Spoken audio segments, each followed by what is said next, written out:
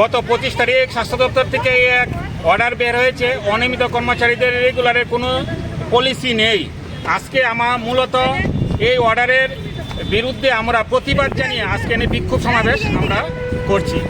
আপনাদের ডিমান্ডটা কি কারণে? ডিমান্ড আমাদের ডিমান্ড বহুদিনেরই। আমরা রাজ্য সরকারের কাছে বহুবার আমরা আবেদন করে আসছিলাম যে আমাদেরকে নিয়মিত করার জন্য। 2018 সনের পূর্বে বর্তমান রাজ্য সরকারের তাদের একটা যে আছে প্রতিশ্রুতি দিয়েছিল আমাদেরকে নিয়মিত করার জন্য। তখন প্রাক্তন মুখ্যমন্ত্রী বিপ্লব দেব মহোদয় আমাদেরকে প্রতিশ্রুতি দিয়েছিলেন যে আমরা ক্ষমতায় আসতে পারলে আমরা 3 মাসের মধ্যেই আমরা রেগুলার করব। কিন্তু আমরা এরপরে মাননীয় মুখ্যমন্ত্রীর কাছে আমরা গিয়েছি, উনি দেখছি এই বলে আমাদেরকে পরবর্তী সময়ে ওনার সাথে আর আমরা এই বিষয়ে দেখাই করতে হবে না। পরবর্তী সময়ে বহুবার আমরা অধিকর্তা এবং মন্ত্রী মহোদয়ের নিকট আমরা ডেপুটেশন দিয়েছি, কিন্তু ডেপুটেশন কোনো সুরাহা হয়নি। দিনে দিন আমাদের মধ্যে যারা অনিয়মিত কর্মচারী আছে তারা অবসরে চলে যাচ্ছে, কেউ বা মারা যাচ্ছে, তাদের পরিবারগতভাবে কেউ কোনো সাহায্য পাচ্ছে না। আগামী দিনও আমাদের মধ্যে অনেক কর্মচারী আছে তারা অবসরে চলে যাবে।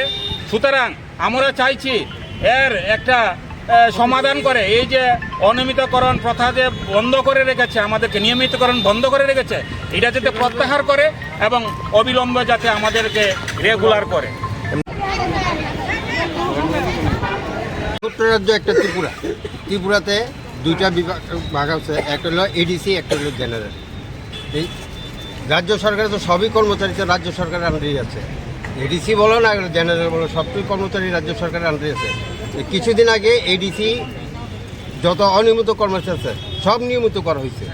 তাইলে এখন জেনারেল যেটা আমাদের যে রাজ্য সরকারের যে জেনারেল যে কোটা ধরে আছে এইটার করে এটাতে রেগুলার করা তো দূরের কথা, এটার আরও বদ্ধ করে দেওয়া হইল। এটা তো বোঝাপড়া বড় মুশকিল। রাজ্য সরকার এটা কি পাহাড়ি বাঙালির মতন জানি উনি একটা সিস্টেম করে দিল সরকারে।